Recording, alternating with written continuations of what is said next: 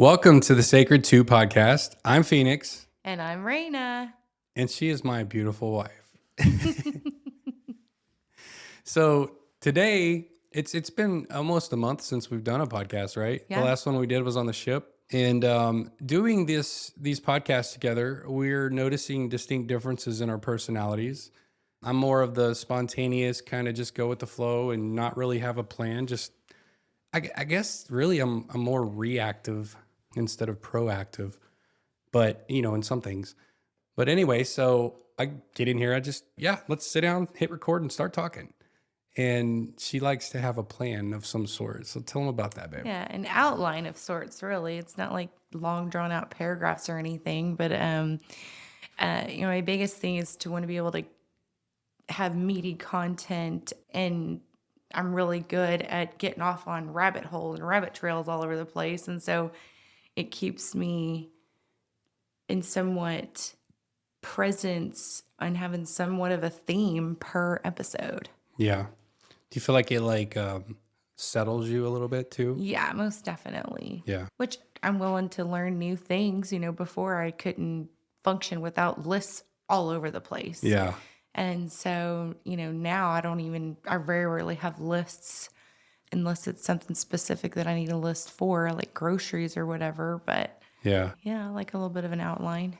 Yeah. And I've been the complete opposite. When I had to, I literally did not start using a calendar app on my phone until I started my practice. And I Oh, had to, wow. because I had to keep track of who was coming and who wasn't. Like prior to that, it was just kind of, Wow. I have a good memory though. You really do. I typically don't forget things. Yeah, I've tried to pack as much into one day, especially a work day, that I possibly could my whole life. And so the calendar app, oddly enough, is the number one app I've used the most since the smartphone. Yeah, Yeah. I like it. So we thought we had an idea, and we at the Sacred Ember retreats we do this thing where we call it check-in, and we go around the circle, and everyone says hi, my name is blah blah blah, and then they check in with how they are right there in that moment. Yeah. And I figured that'd be something good for us to do, not only to do it, but to model it for other couples and other people who might be watching this. And so I'll start. We don't have to say the name part because obviously we know each other's name, but I'm Phoenix. I'm your husband. You remember me, right? Uh-huh. And today I'm feeling excited, and I'm feeling happy. I'm feeling content. And it's good to feel that way today because for the last couple of weeks, I've felt overwhelmed. I felt fearful. I felt discontentment. And not in any area involving you, but just, with the changes going on at my practice and all of the balls that I'm juggling constantly, sometimes even though I like to stay in a surrendered state, sometimes it's very hard. Sometimes it's very hard to see all of the chaos going on with change and know that on the other side of it, I'll be okay. But somehow I do. I know. But that doesn't mean it doesn't make me scared sometimes. Sure. So, and I think the holiday season has a lot to do with that too. Because, during Thanksgiving and Christmas, I have a smaller schedule than I normally do because people are out of town or busy or whatever. And so that makes me a little anxious. But I guess that's why we decided next year we're just going to go, excuse me, on cruises for Thanksgiving and Christmas. And I am excited about that. So with that, I'm in. All right. Yeah, I would have to say that I'm feeling more wholesome than I have felt in a really long time. Just taking the time to check in with myself instead of staying busy with, all these things I have to do, when really at the end of the day, if I'm not okay within my own body, none of that even matters. Yeah.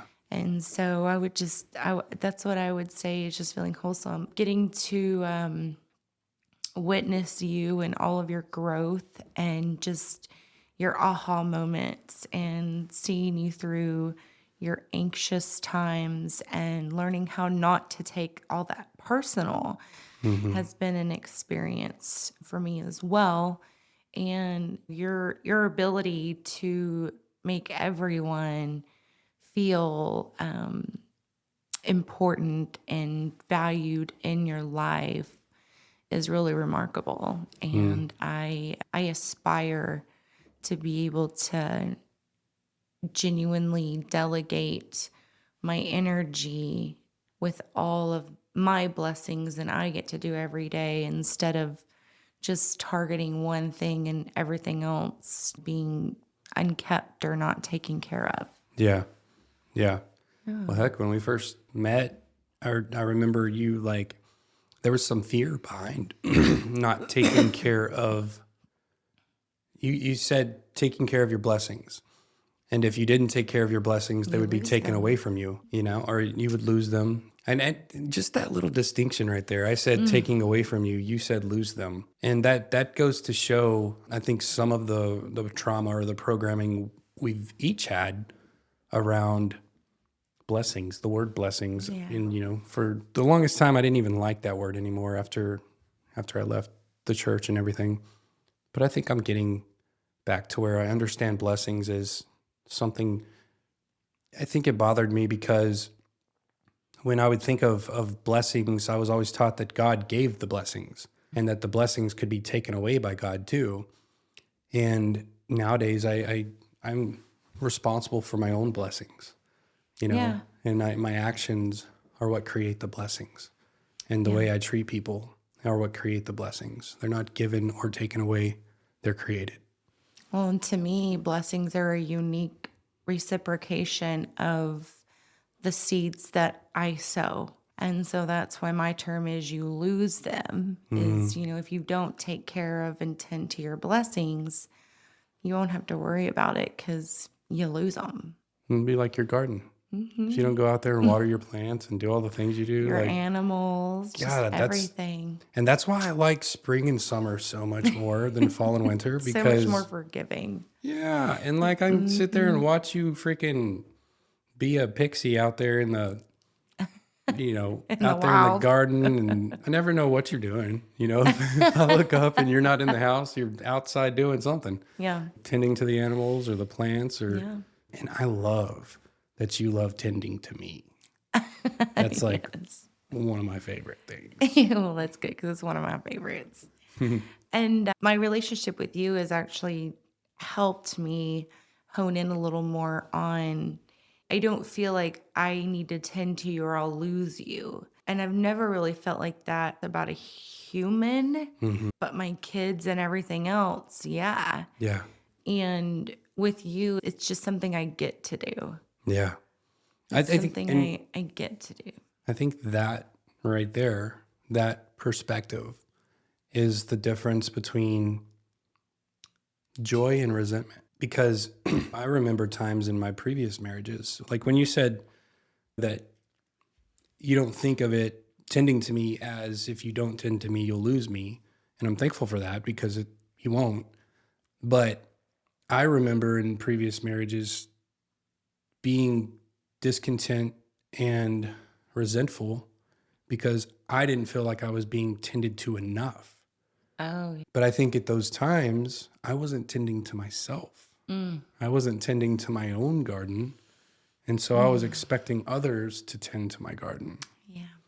When it's nowadays, that's different. And so there's not a Yeah. time when I'm like, "God, I wish Rayna would do this, or why doesn't she do this, or she doesn't do this enough." If anything, it's been the opposite. Like you've learned how to let me because in the beginning, even like I damn near had to hog tie you or trick you out of doing your own laundry. It Yeah. was like, what are you doing? Nothing.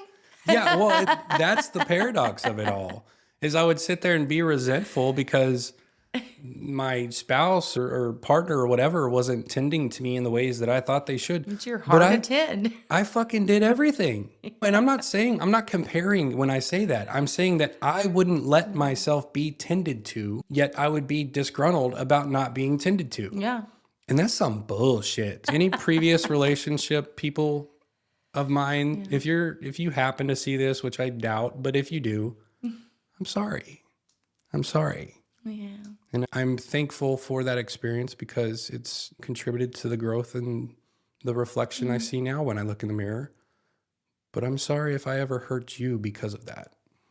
When we could look at it from the perspective of, I am certain without a shadow of a doubt that interaction with you taught them more about themselves. Yeah. So there's the reciprocation, and Yeah. that's where it's a blessing. Yeah. In disguise, sure, but Yeah. it is. So going back to how we're feeling today, one thing that you've given me total permission to do since like day one, and I used to consider it arrogance, is to toot my own horn. And I What like, I say, I said, if you don't toot it, I will. yeah. And I like tooting my horn and it feels Good. good. And I've come to realize the difference between arrogance and proud, like just being proud. Sure. And arrogance is if I'm saying, yeah, I toot my horn better than they do. But I'm not comparing to anybody. I'm just saying, anyway, what I want to toot my horn on is the fact that today I spent about 5 hours editing the podcast that I made yesterday for the Inner Alchemy with Patrick. And I learned something new. I learned how to make it so that the two cameras aren't side by side, but that they actually go back and forth between the people. And I'm going to do that with this one too. Nice. Yeah. So What? toot what? Yes, good. Yeah. And thank you so much for just letting me do my thing. Yeah, please do your thing. Because Because if you're not doing your thing, you're getting on somebody's nerves, I'm Yeah. sure. Because you got to, if someone, and that's a bit of advice I would give to anyone who says, what's your secret? It's you just let people do them. Yeah. It's when we start going, when you do this, it pisses me off. Unless it's something that somebody's doing directly to you, Yeah. let them just be them. Let them, that's one of my superpowers in life, come to find out, is people would always say, gosh, I'm just so comfortable at your house, or I'm just so comfortable being around you, and I feel like I can just be myself. And Yeah. I love that. That's, I saw to me, a, that's remarkably beautiful. I agree. And I saw a post today. It's funny that we were talking about resentment a second ago because I saw a post today and it was a female that posted it, but it was like a cartoon. It showed this woman carrying a basket full of laundry and then the husband sitting on the couch watching TV. And the whole context behind the post is said, why should we have to ask for help?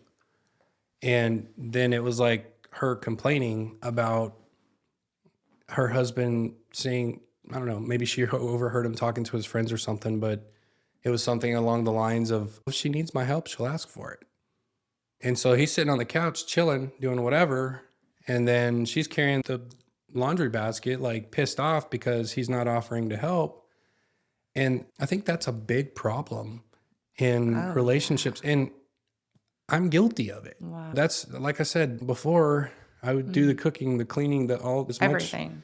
And I would be disgruntled about them not helping me. But honestly, if they tried to help me, I would get frustrated with them because they didn't do it the way I did it or thought it should be done. Right. There's the intolerance. And I understand that. Because I've done it to you too. I know that. But have I done it recently?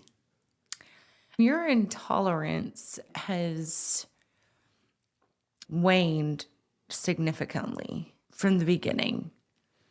Both of us are two incredibly, we're not just strong personalities, we're potent type people. And self-sufficient. And yes, extremely self-sufficient. And so in the beginning, it was literally like Battle of the Titans on just simple things, because you and I have been the alphas in our own lanes, in our own universes our whole life. Yeah.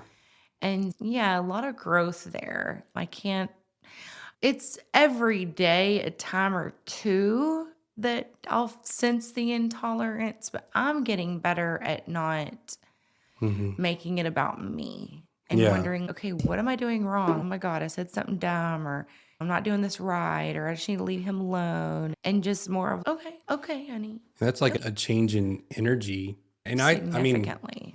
I sense it myself now that I've spent some time aware of it. And so, man, it goes back. And if there's anything that I could get people to understand, myself included, is that feeling something is one thing, but reacting to that feeling is a completely different thing, right? And so you can feel intolerant all day long, and there's nothing wrong with that until it gets projected onto somebody else. And I've been really working and focused on when I feel that tightness in my chest, that like irritability or intolerance because something didn't go the way I thought it would or thought it should, or like even, I mean, there's times where, and I think we've talked about this before, like in the mornings when I'm like, or if I'm in the middle of something and I don't know how to explain it because it's like when I'm doing something, like say I'm reading something or editing a video or something like that, anything, including our dogs, you, my phone ringing or a text or something, anything that distracts me from the thing that I'm so hyper focused on triggers that feeling in my body. Yeah. And it's not like oh, why is she talking to me again? Or anything like that. It's just, it's almost like it's like the thing that I'm focused on has this pull.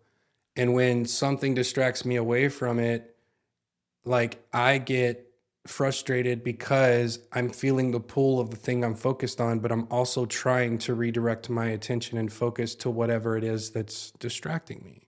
Yeah. And you've told stories about your childhood and the different people that you were around, your familial dynamic, and how nothing could ever just be like done. Had to be Hmm. yelling, and it wasn't ever just, oh, try this or try that. It was just very, really toxic in a way. And that's something that we carry in our lives. And so your awareness of it, I can tell a significant difference. When you are more so like that, I sense that it's just got to be miserable. And there's more like flow, more of a balance in it. Honestly, Yeah.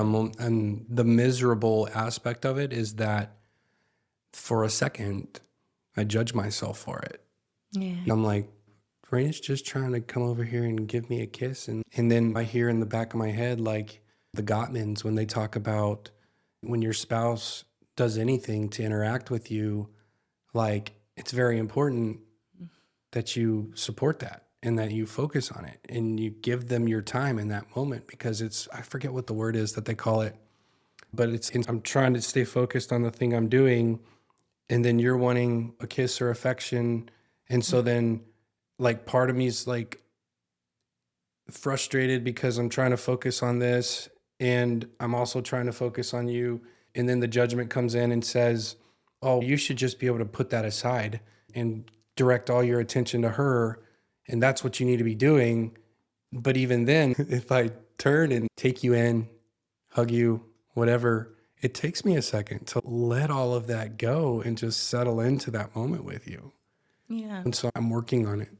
Oh, yeah, most definitely. And whenever I said misery or miserable, it was more of a like that duality of danged if I do, danged if I don't. And that's a miserable feeling. But yeah, most definitely. Because you've said from the beginning what you want more than anything is just to be around me all the Hmm. time. And so that's where I meant like that duality and that misery I sensed was the thing that you want, you're actually pushing away, but I've seen you work through it. And in all fairness, you have a shit ton that you juggle every day. I That's like why if that. I ever just see you sitting down, kicking back and laughing and cutting up with your video games, my mama heart and my wife heart and my whole heart is just purring and happy Yeah. because that's a superpower that you have. I wish I had more of. And I'm getting better.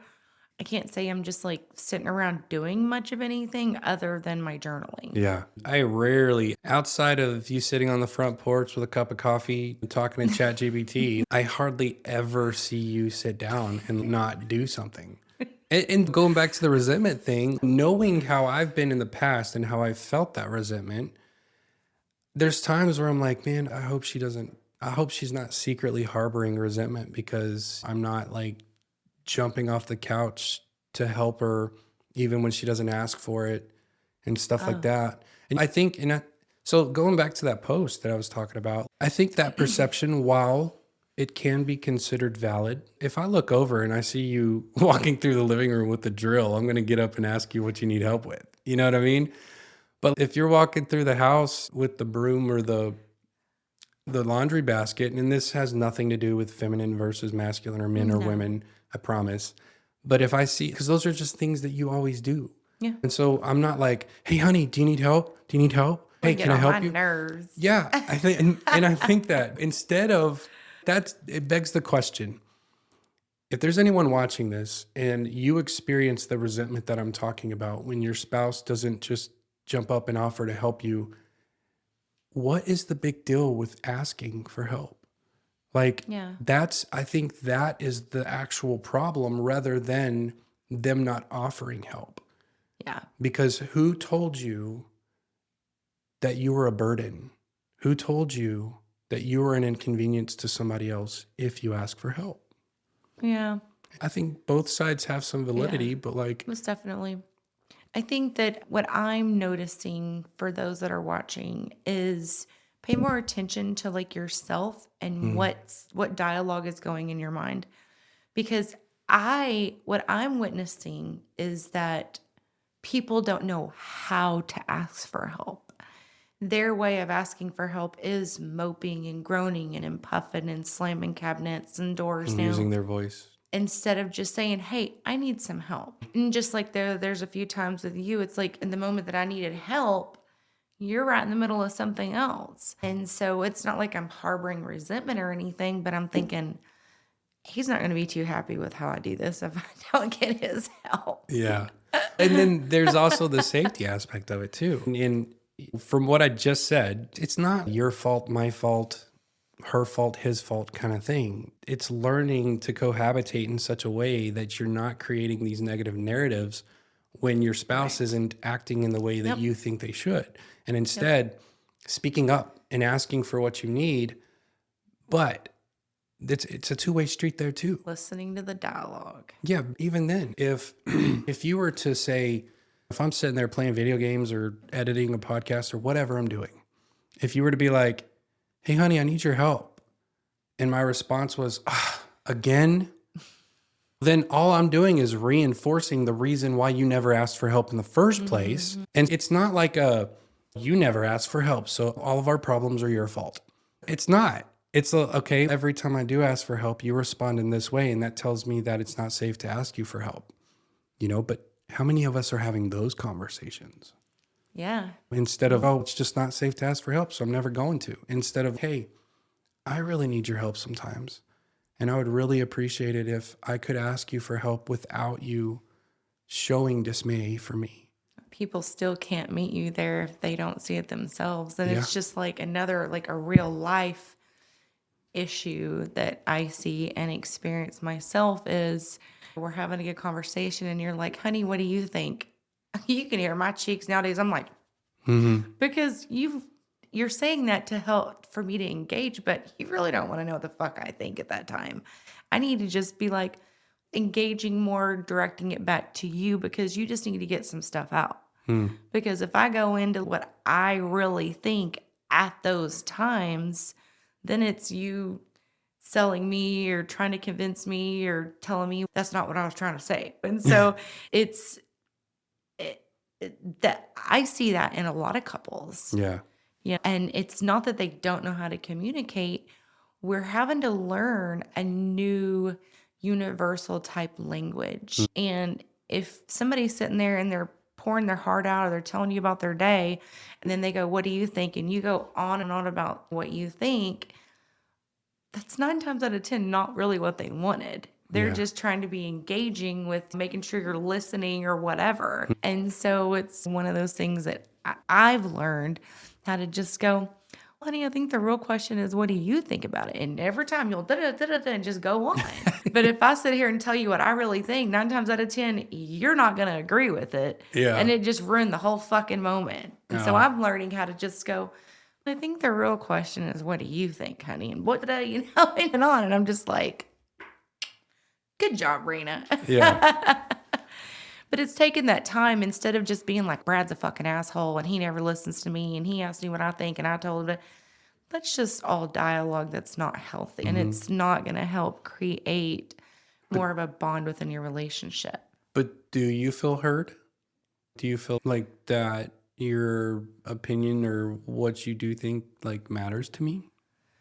I don't really worry or wonder about that anymore because Yeah. that just kept me in misery because the answer would be no because we're two totally different people. So that's why I have my therapist and my chat GPT about the deeper things that I'm learning how to work and walk myself through. Yeah. And then we can come back around later on some stuff and I'll say, you remember this and that, this and this. And sometimes it's a few days later, 9 times out of 10, it's months later. But instead of getting into this on this hamster wheel of trying to convince or explain ourselves to the other person, I'm able to be more present with Hmm. what we are doing at the time. I got you. Okay. Like I was just thinking, we're 30 minutes into this and you have your folder and the things that you wanted to talk about today. And I'm talking about this because there's this little shame voice in my head that was like, we haven't even got to what she said that she wanted to talk about. And so I'm like, it's, I don't know. Like the shame voice is telling me that we get started and then I just hijack the whole thing. And is that like, is that valid? Babe, that's your character. Yeah. It just is. And you have from the very beginning done your very best to make sure you show me and prove to me you can lead and you know what you're doing.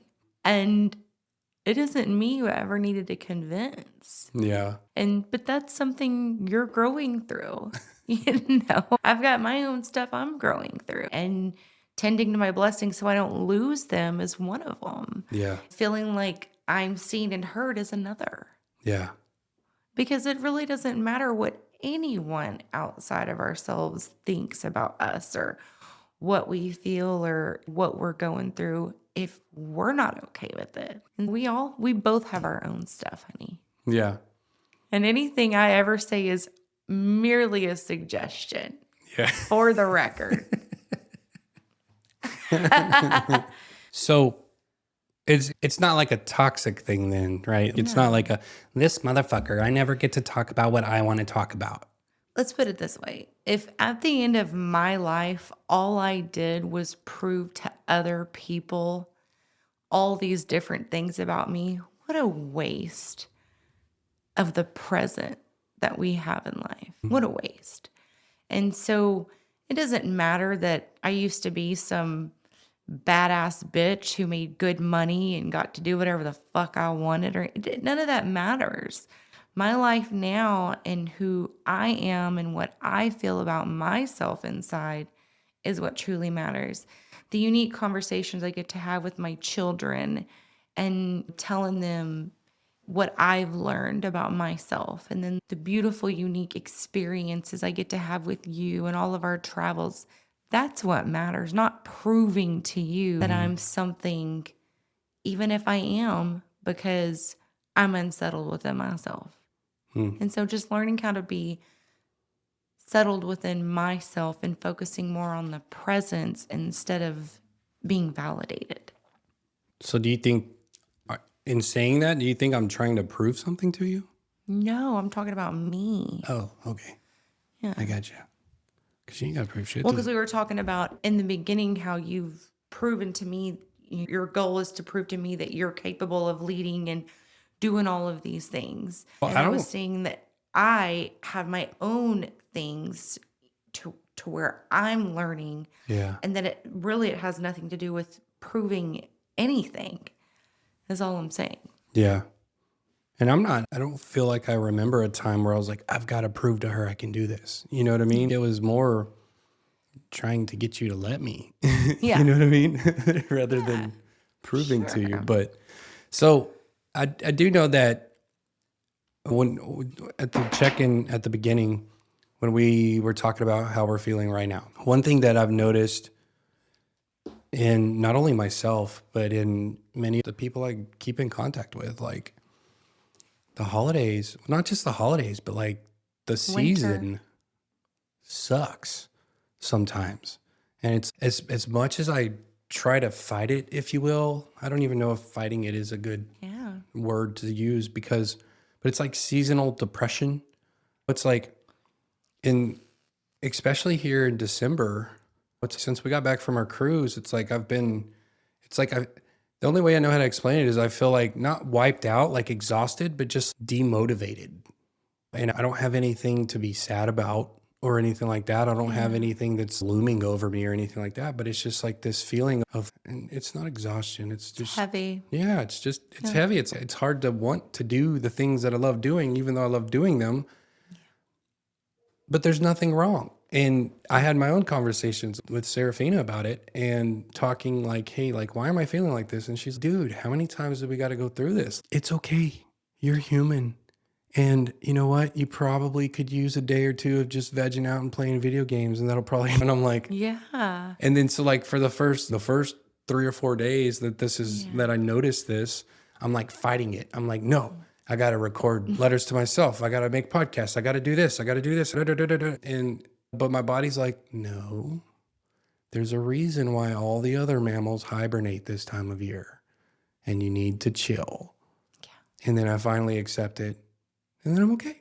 And then Yeah. a week, 2 weeks later, I'm like, finally. So that's been my advice is like the sooner that you accept that you don't feel Embrace. like doing anything, Embrace it. Yeah. the sooner it'll lift.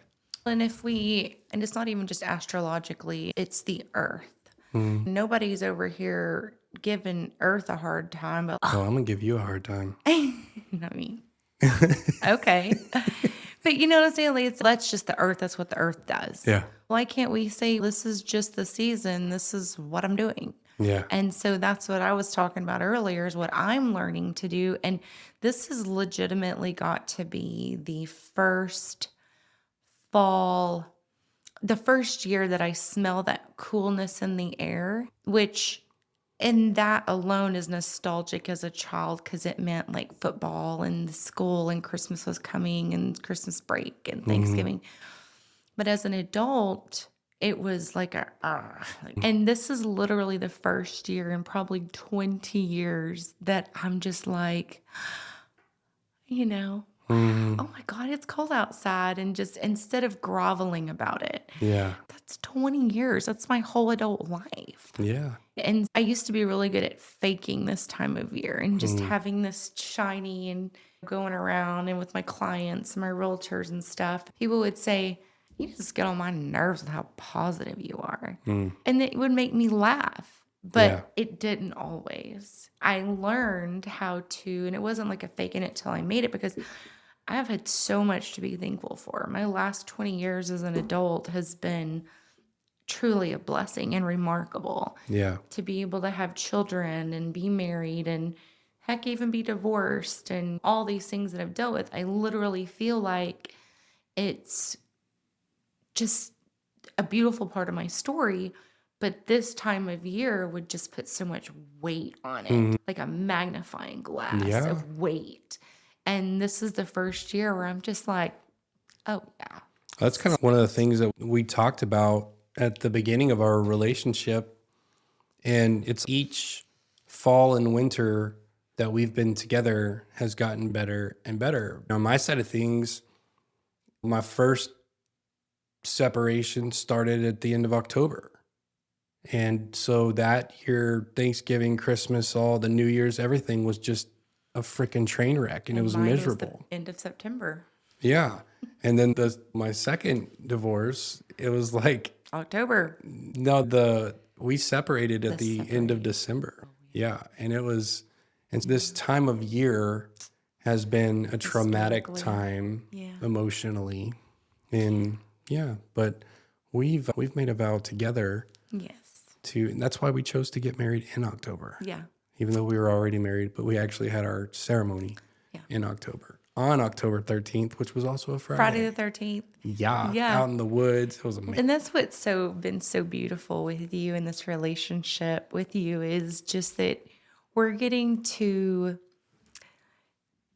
I wouldn't say beat all odds or anything like that. That's not the right or even close to proper. It's we get to rewrite those parts of our life. Yeah. Once I was able to literally just debug, plant medicine has helped me significantly, and just being able to just purge so many things that had weighed on me and literally imprinted into my soul Yeah. and in my bones, and being able to just let, even after I realized that they were things that needed to fall away, whenever I could actually name what they were, that was so painful. Yeah. But not only just naming them, but not feeling shame about letting it fall away. Like, no, this is my fucking bullshit and I'm going to carry it forever. Like, what was that? But that realization that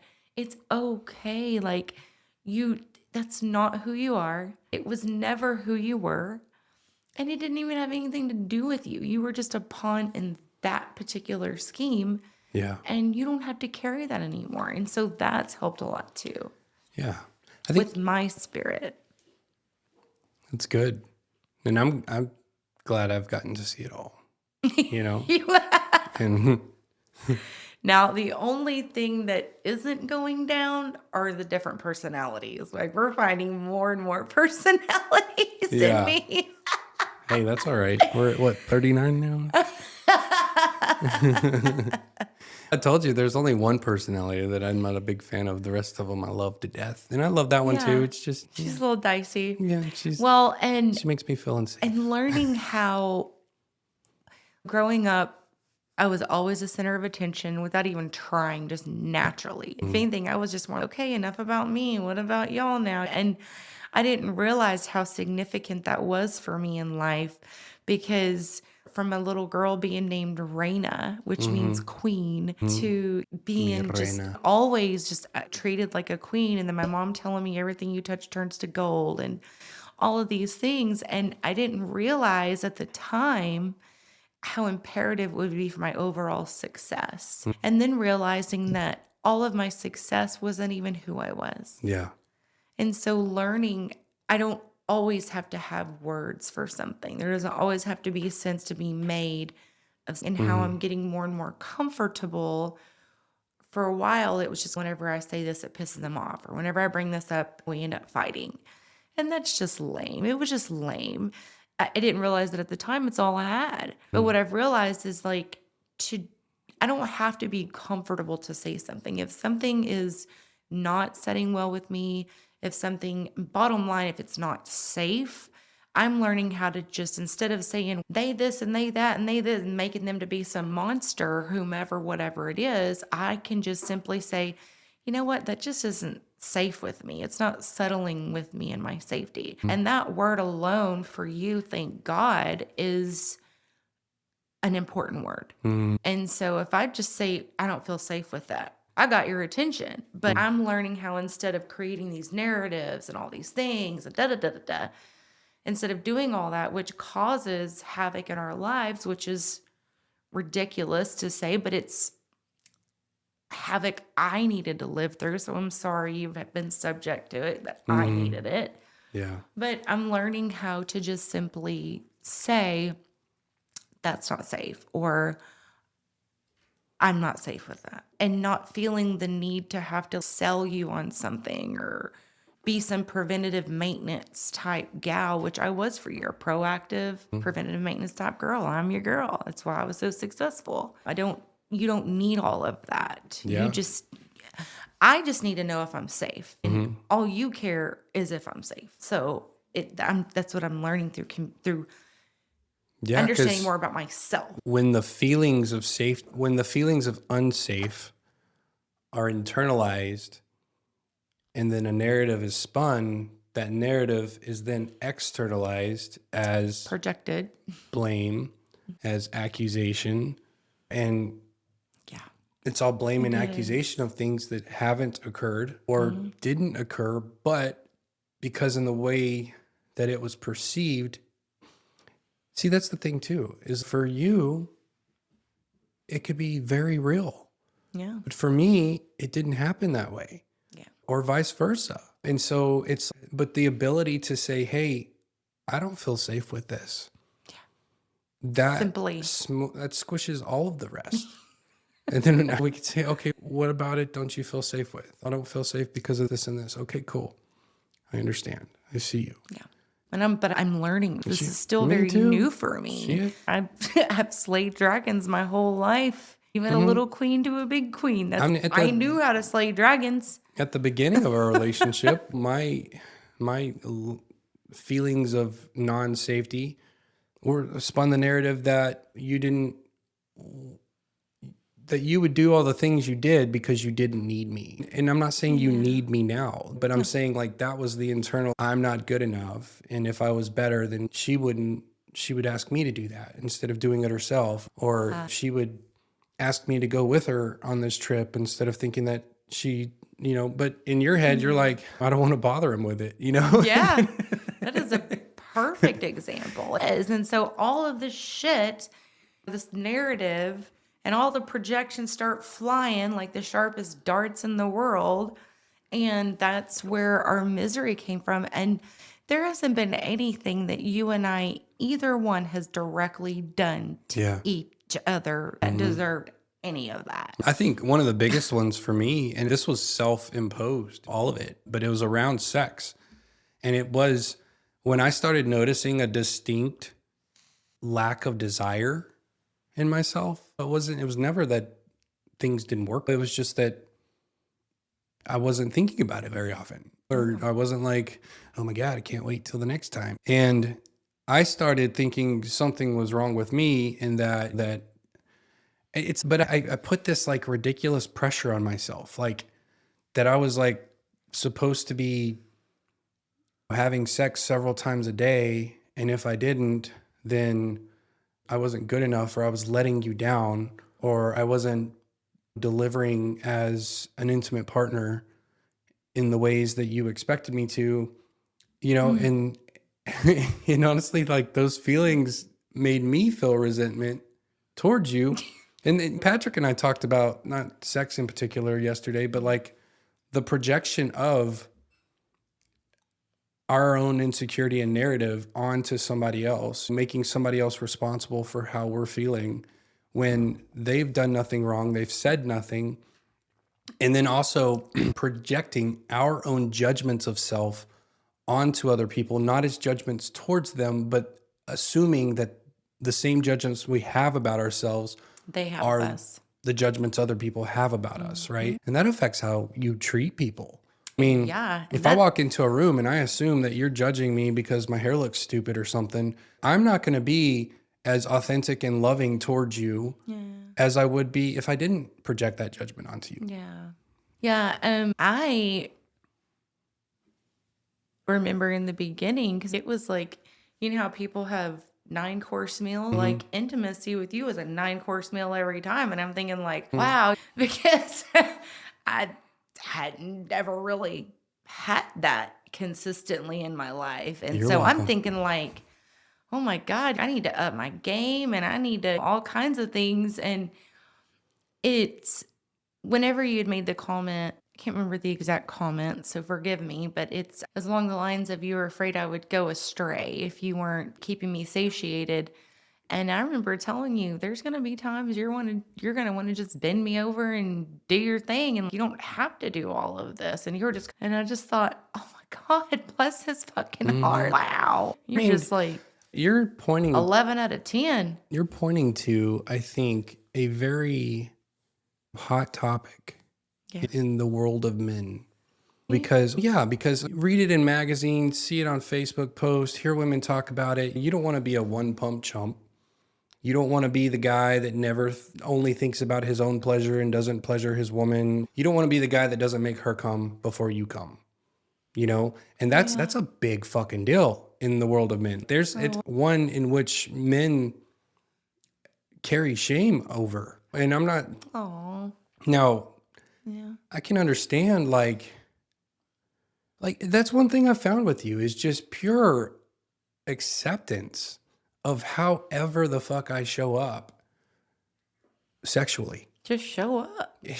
Yeah. And it doesn't matter if I've never been one to be quick.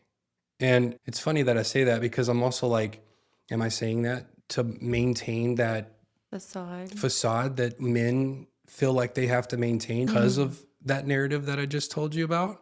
But there's some hateful ass shit out there. If like somebody makes a sexual joke or something, like all the women in the comments are like, yeah, I need somebody who can last longer, or I need somebody who can keep it hard, or I need somebody that's big and all this stuff. And so there's so much shame for men around sexuality. And I think that is one of the reasons why men project the over masculine, because of that inner little boy that's like, oh, I'm not good And it enough. could be the reason why they go astray. And not to say that cheating is ever okay. Yeah. I just mean that, wow. Well, if you come home to a wife that's, I don't know, like demeaning you sexually, like talking about, or not even talking about, not Making directly, comments. but making comments, like you can understand. I've met women, I've been with women who could not, for the life of them, have an orgasm. That's actually more common than not. But we're not told that. But guess who gets the bad rap for not being able to produce that? The men.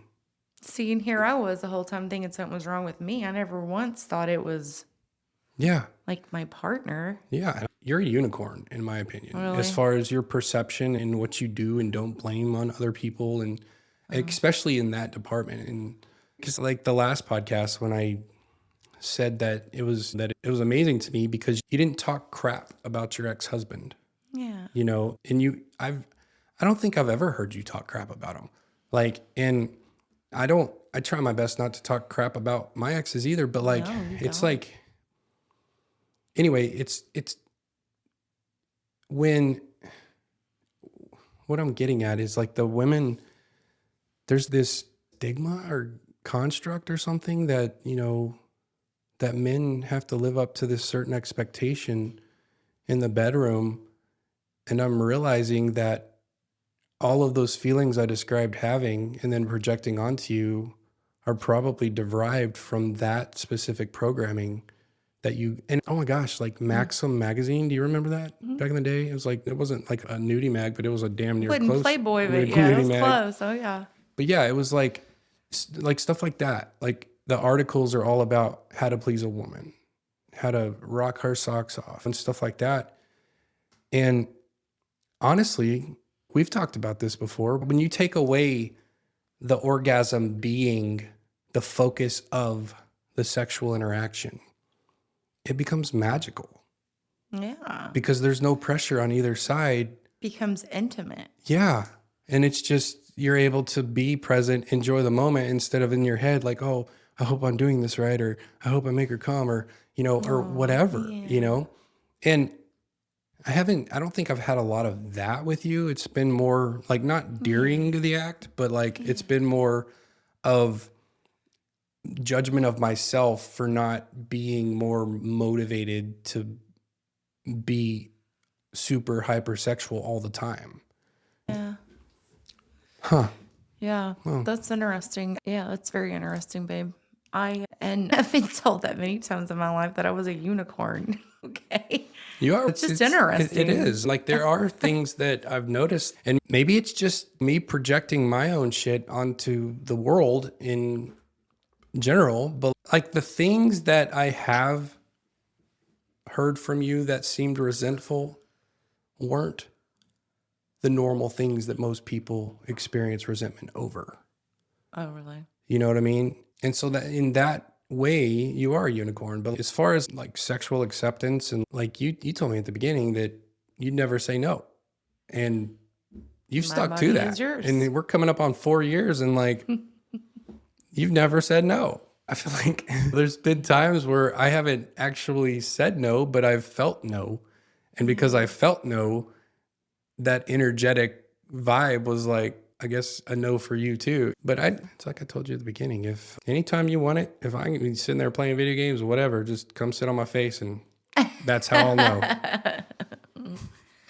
Yeah. And what I hear a lot too from people is that we should focus more on couples and like helping couples understand more about themselves. And this is really transpiring into it's helping me transpire into what that actually looks like. Yeah. I'm just focused on being me, just and not even a less me. Cause for 2 years there, I'm just like, I've just got to be a lot less of a person. And that wasn't true. And that wasn't No. fair.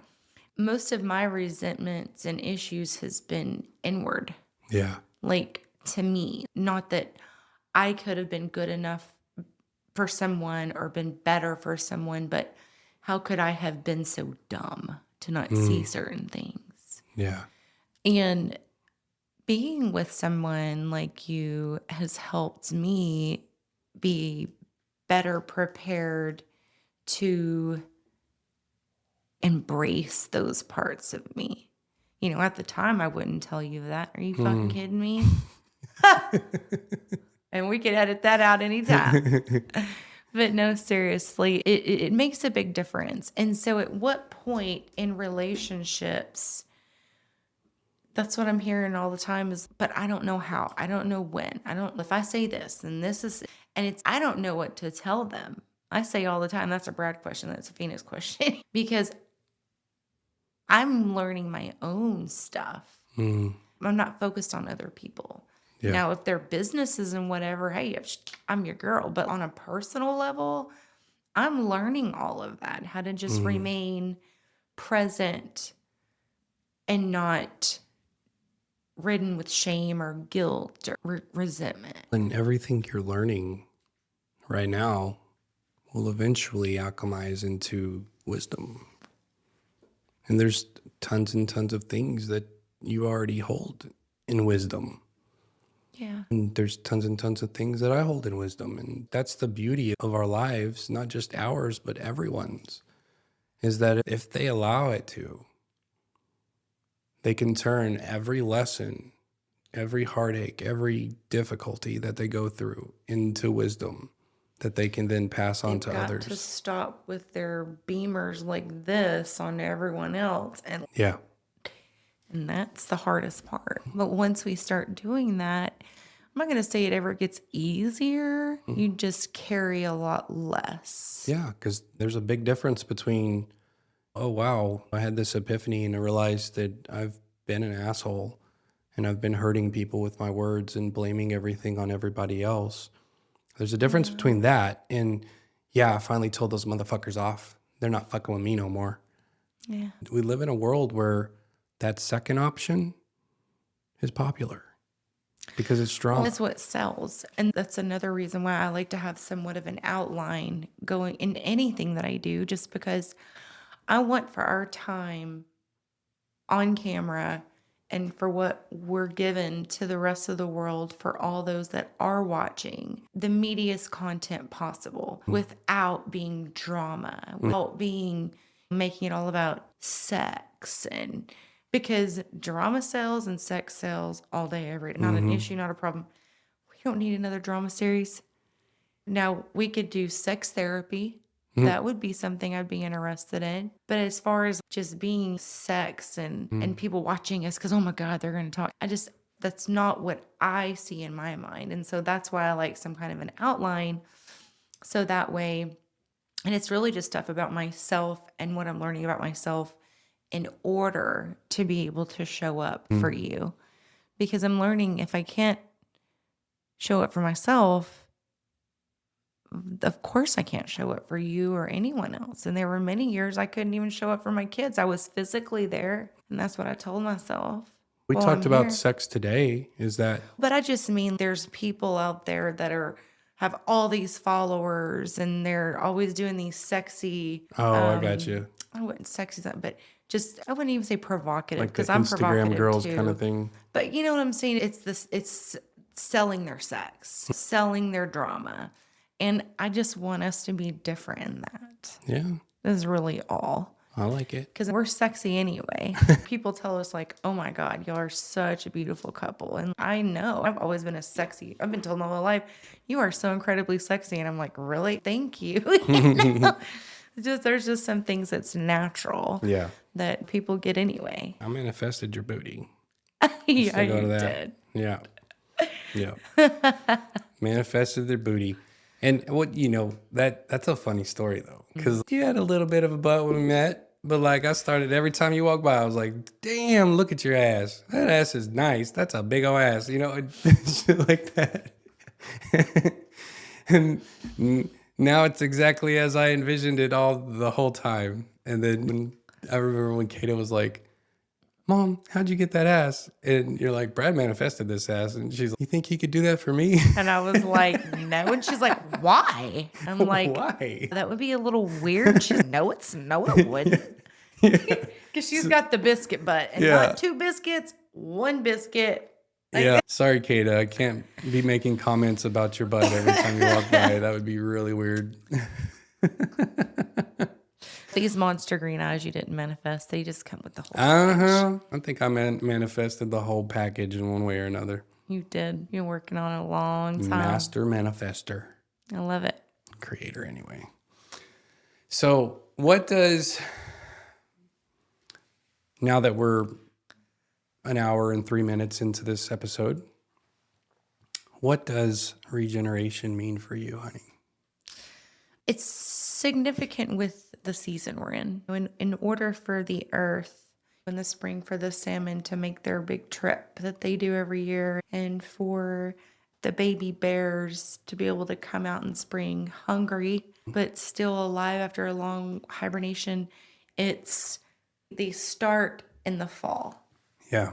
And they're really just packing on the nutrients and just making sure my regeneration has been nutrient dense food, nutrient dense thoughts, just making sure that I'm feeding my spirit as I'm regening, like your regen. I'm regening and it's not like out with the old and with the new or anything like that. It's kind of cliche, but more of a nutrient dense outlook into where the things that aren't serving me can naturally just fall away. Okay. So regeneration is technically what I was talking about when I was talking about the need to like just slow down, let myself play video games without judging myself or beat myself up over it. Yeah.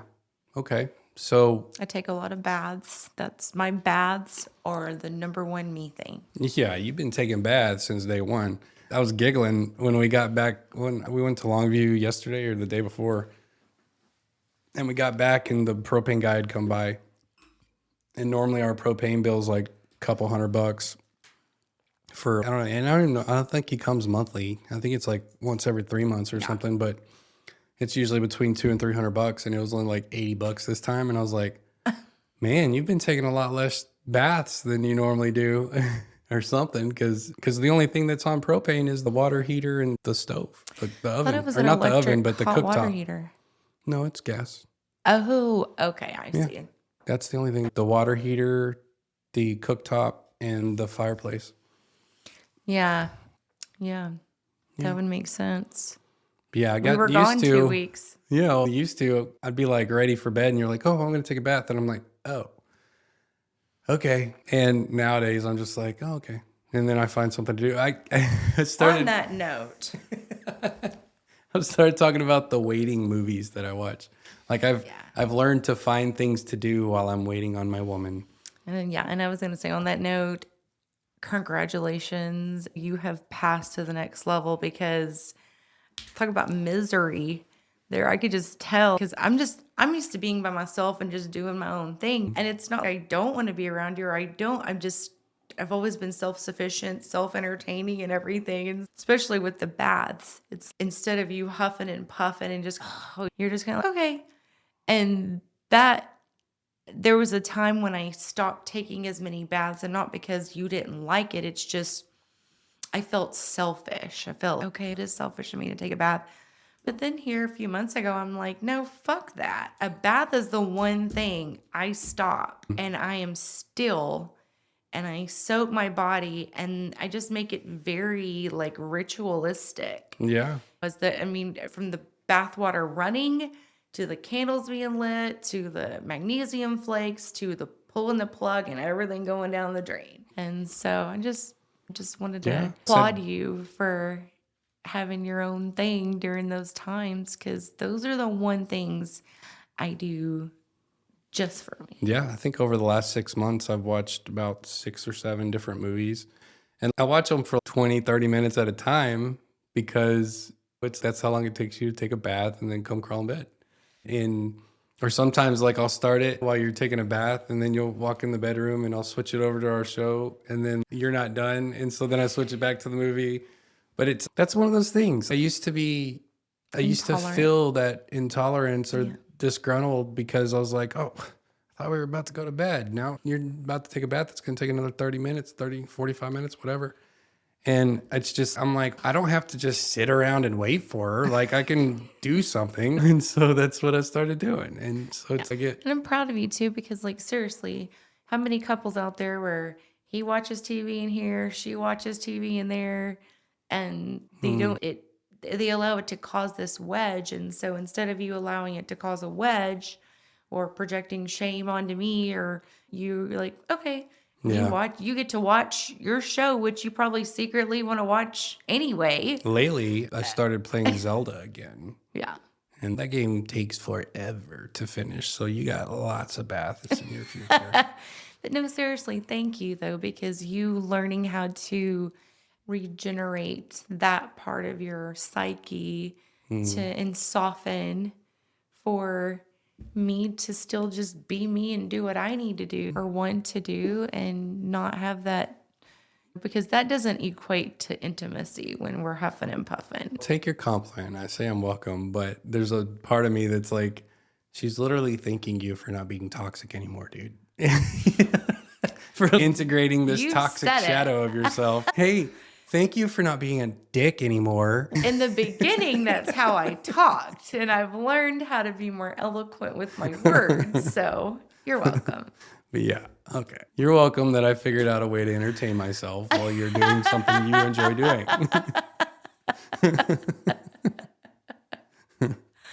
You deserve Winner, it, honey. You deserve the world. I'll keep working on unassholing myself so that you can enjoy the things you enjoy doing. But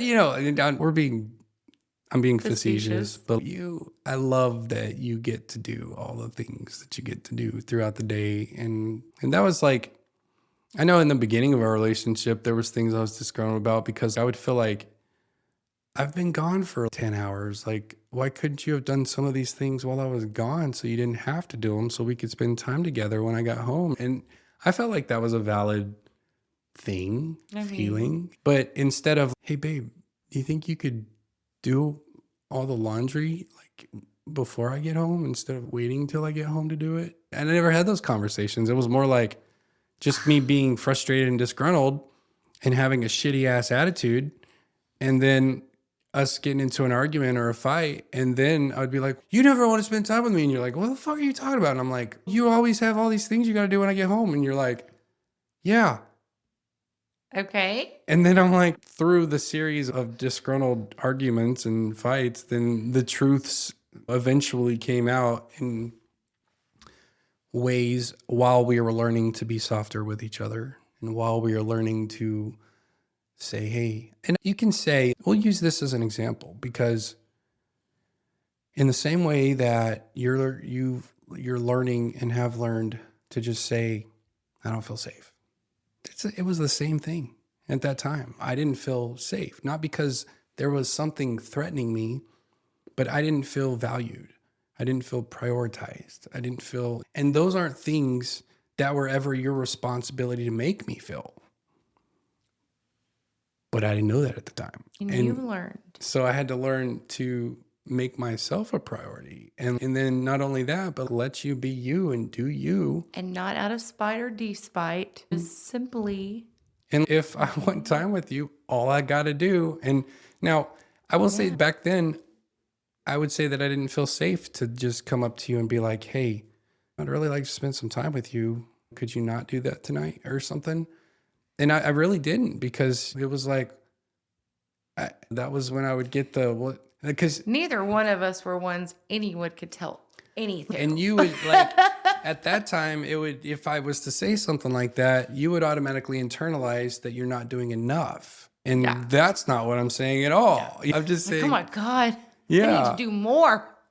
yeah. And so, That was just naturally innate within me yeah, without thinking, oh, I'll do yeah. more.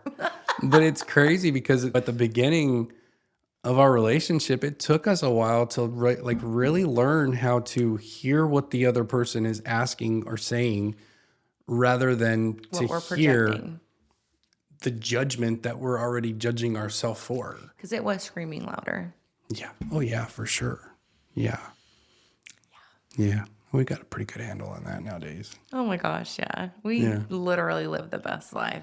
Yeah, they used to say that if you can make it through the first 3 years of a marriage, that you've got it. And I always thought, okay, whatever, blah blah blah blah blah. This That's one just we're so like, cliche, and we're like, oh, yeah. And I am thankful that in that 3 years that we have been adamantly working on ourselves, not only as individuals out in the world, but as individuals who absolutely refuse to not be with each other because I don't want to know what that world's like. Yeah, if either one of us had ever really entertained that, like really, I don't mean like in spite or despite, really entertained that, we would not be together. Because there was a lot. There was a lot of purging, a lot of projections, a lot of gaslighting, a lot of yelling, breaking glass. Like there was. I wouldn't say I would do it all over again.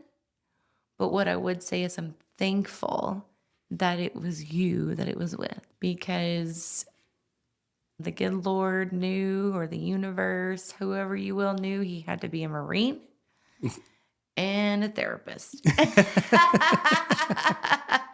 And for those of you out there who know Miss Rayna, you're going, mm-hmm. Yeah, what is it Ty always says? Like, how's Brad doing? Bless his heart. And then whenever Kata moved back up to the ranch, he was just like, at least there's only one of y'all now. Yeah. Goodness. Yeah. But yeah, I'm thankful. And I've enjoyed this conversation. Yeah. And I think, I'm loving it in our new podcast room. yeah, this is so much better than having to go up to the office and all this Just stuff. go down the Like, hall.